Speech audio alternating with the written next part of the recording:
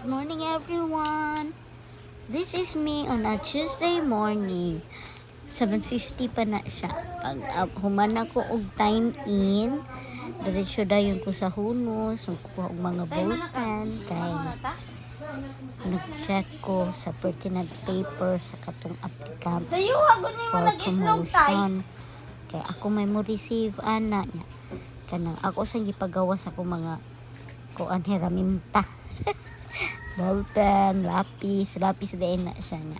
Kung human kuan nag-check dayon ko akong gi tanaw kay na may nag-pass kahapon and then late naman siya nag-pass mga 5 na o 5:30 na galing ko nakauli niya.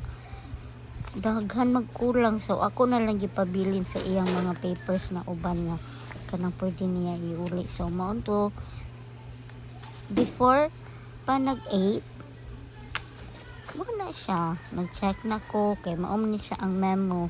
So naadiri ang checklist sa ilang mga ipang submit.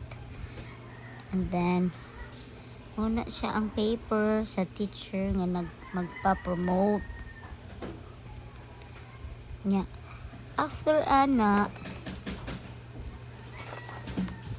ako na siyang gibutang dito sa kuan sa butanganan kay di pa man siya okay kay what na pa may mga paper na pa mga documents na wala. So kani siya pagka-9 na ni nag-recess.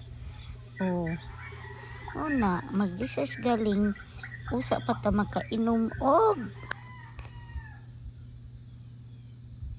beruka nya. Need yun sa beruka kay bugnaw yun na siya. Nya snacks or diba food is life.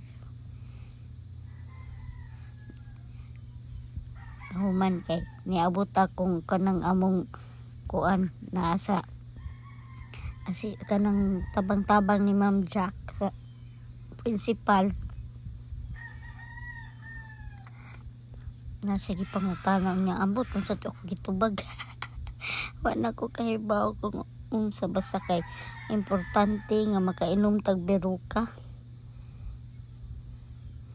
nya moto siya gipakuan pa man gipahilis.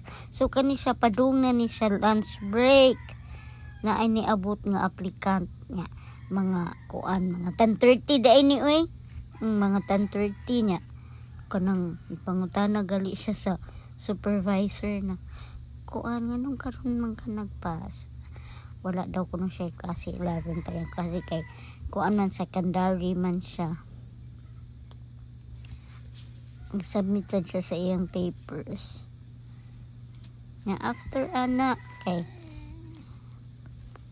kuan atiman na sad ko sa akong MOOA for July, for the month of July. Ano siyang trabaho ang katunga nga adlaw sa gwapa nga babay. Char! Sa gwapa.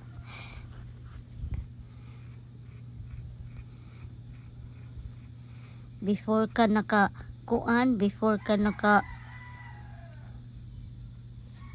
atiman sa MOE, atiman sa ka sa mga naay nag-submit. Kahuman ana. Nagatiman ako sa MOE and then concentrate na sa trabaho. That's it for my half day guys. Thank you. God bless. Mwah mwah.